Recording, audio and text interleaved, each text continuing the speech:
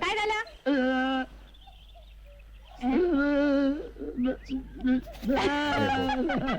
हात चिकटले?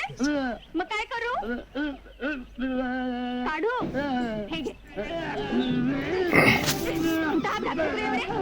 निघता निघना एवढी? थांब जरा. थांब जरा. या बया. सुटले का? अगं इथं काय खेळतीयस? त्याला घेऊन आज जा की.